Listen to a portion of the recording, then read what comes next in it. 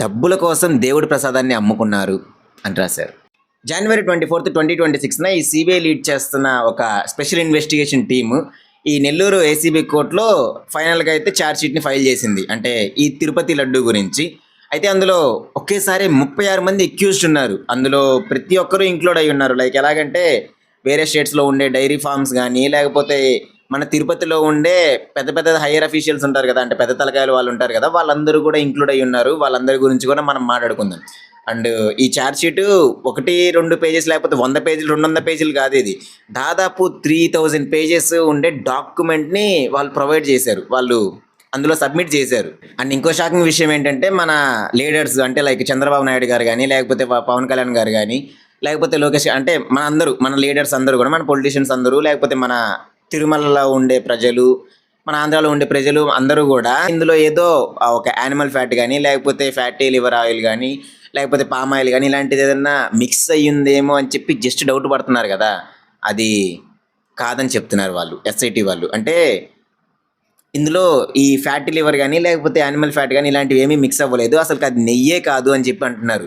అది ఒక జస్ట్ అంటే ఒక్క పాల చుక్క కూడా యూజ్ చేయకుండా తయారు చేసిన ఒక సింథటిక్ గీ అని చెప్పి చెప్తున్నారు. దాని గురించి ల్యాబ్ రిపోర్ట్స్ కూడా ఉన్నాయి. నా దగ్గర కూడా డాక్యుమెంట్ ఉంది. నేను మీకు కింద డిస్క్రిప్షన్లో కూడా ఇస్తాను ఆ ల్యాబ్ రిపోర్ట్ గురించి.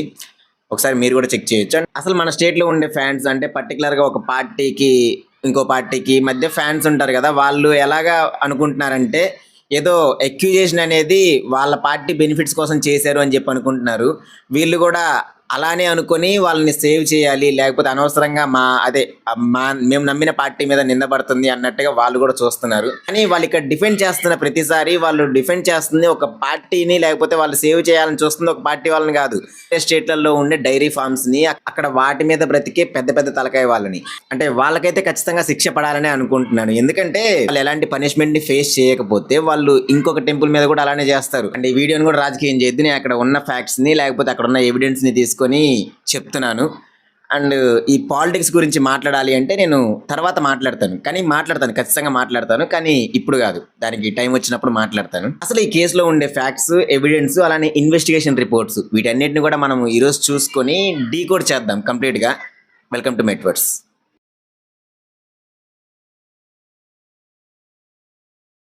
ఫస్ట్ అసలు 3000 పేజెస్ సబ్మిట్ చేసిన ఆ డాక్యుమెంట్లో ఏముంది? 36 మంది accused. And main mastermind వచ్చేసి Bhole Baba dairies, Bhole Baba organic dairy. ఇది ఉత్తరాఖండ్లో ఉంటుంది. ఇంకా వేరే వేరే డైరీ ఫార్మ్స్ ఇన్వాల్వ్ ఏమేమి ఉన్నాయంటే ఏఆర్ డైరీస్ ఉంది, నెక్స్ట్ వైష్ణవి డైరీస్. అంటే ఏఆర్ డైరీ వచ్చేసి తమిళనాడులో ఉంటుంది, వైష్ణవి డైరీ వచ్చేసి తిరుమలలోనే ఉంటుంది. అండ్ మాల్గంగా డైరీ ఇది ఉత్తరప్రదేశ్లో ఉంటుంది. అండ్ ఇందులో మెయిన్గా నోట్ చేసుకోవాల్సిన పాయింట్ ఏంటంటే అసలు వాళ్ళు సప్లై చేసింది ఫిల్టరేషన్ జరిగిన నెయ్యి కాదు, అసలు అది నెయ్యే కాదు అంటున్నారు. ఒక్క చుక్క కూడా పాలు లేకుండా తయారు చేసిన ఒక సింథటిక్ గీ అని చెప్పి వాళ్ళు నోట్ చేసి పెట్టారు. అండ్ ఇందులో ఏమేమి కెమికల్స్ యూజ్ చేసి ఈ సింథటిక్ గీని తయారు చేశారంటే palm oil, next acetic acid ఇస్తారు, నెక్స్ట్ ఆ బీటా కెరోటిన్, ఈ 3 కలుపుకొని ఈ సింథటిక్ గీని ప్రిపేర్ చేసి ఇచ్చారు. అండ్ ఇందులో ఈ స్మెల్ రావడానికి కూడా, అంటే నెయ్యిలాగా స్మెల్ రావడానికి కూడా ఆర్డర్ కెమికల్స్ కూడా వాడారంట. ఫస్ట్ అసలు ఈ క్రైమ్ నెట్వర్క్ ఎలా స్టార్ట్ అయింది అనేది చూద్దాం. మనకి ఇప్పటి వరకు ఈ ఏఆర్ డైరీస్ మాత్రమే తెలుసు. అంటే ఏఆర్ డైరీస్ మాత్రమే ఇదంతా చేస్తుందని చెప్పి అనుకున్నాం. కానీ అది జస్ట్ ఒక మిడిల్ మ్యాన్ మాత్రమే, మధ్యవర్తి మాత్రమే. అసలు విలన్ ఉంది నార్త్లో, ఉత్తరాఖండ్లో ఉన్న బోలేబాబా ఆర్గానిక్ డైరీ. ఉత్తరాఖండ్లో ఉన్న ఈ డైరీ అసలు డైరీయే కాదు. అక్కడ పెద్దగా పాలు అంటే మిల్క్ కలెక్షన్ కూడా ఏం లేదు. కానీ వాళ్ళు టన్స్ ఆఫ్ గీని ప్రొడ్యూస్ చేసినట్టుగా రికార్డు క్రియేట్ చేశారు. వాళ్ళు అక్కడ తయారు చేసిన ఈ సింథటిక్ గీని డైరెక్ట్గా తిరుమలకి పంపించాలా. ఎందుకంటే డైరెక్ట్గా పంపిస్తే డౌట్ వస్తుంది కదా, రేపు పొద్దున ఏదైనా ప్రాబ్లం వచ్చినా కానీ సరే దాని మీదకి డైరెక్ట్గా వెళ్ళిపోద్ది కదా. సో వాళ్ళు డైరెక్ట్గా అక్కడికి పంపించాలా. వాళ్ళు అక్కడి నుంచి రాజస్థాన్, అంటే అందులో ధోల్పూర్లో ఉన్న వాళ్ళ బ్రాంచ్కి పంపించారు. ఆ బ్రాంచ్ నుంచి అక్కడ నుంచి ఏఆర్ డైరీస్కి వస్తుంది.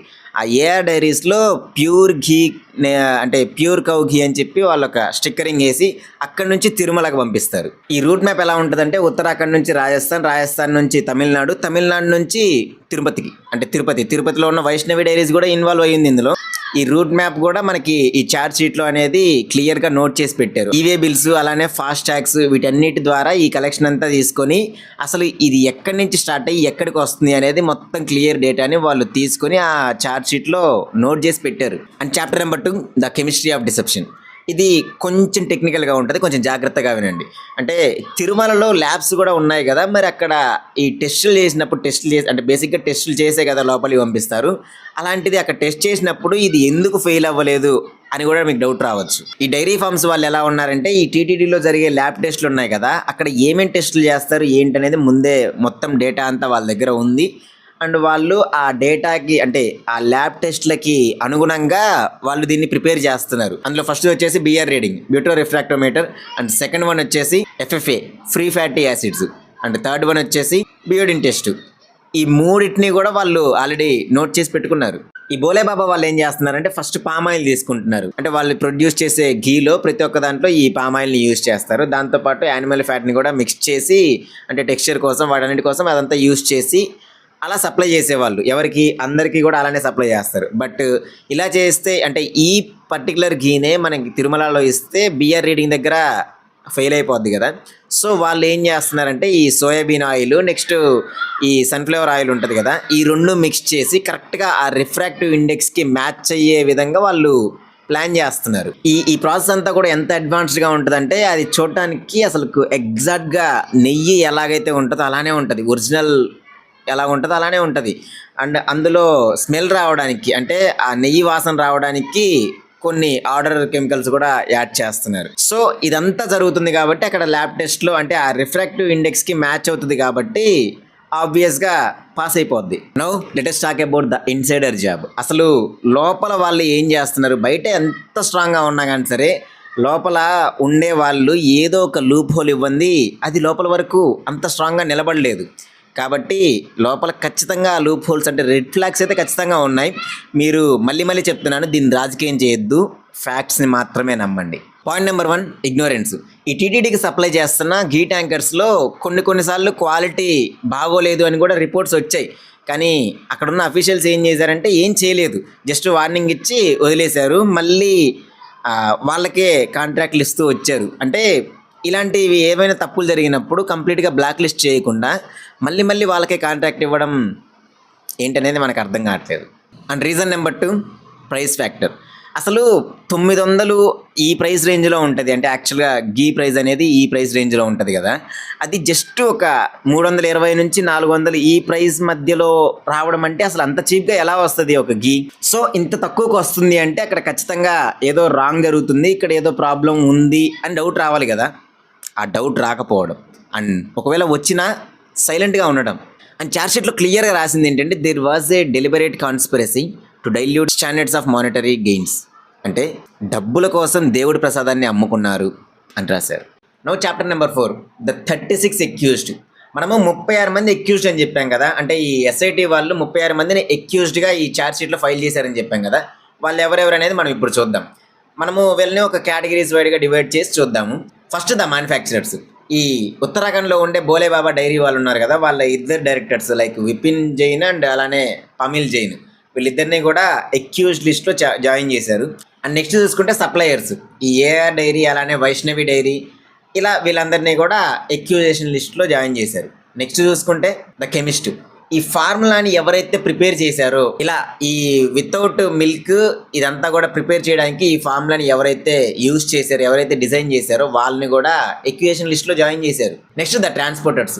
ఈ ఫేక్ బిల్స్ ఇవన్నీ కూడా క్రియేట్ చేసిన ఆ ట్రాన్స్పోర్టర్స్ ఉంటారు కదా, వాళ్ళని కూడా ఎక్యుయేషన్ లిస్ట్లో జాయిన్ చేశారు. అండ్ లాస్ట్ అండ్ ఫైనల్ వచ్చేసి ద ఆఫీసర్స్.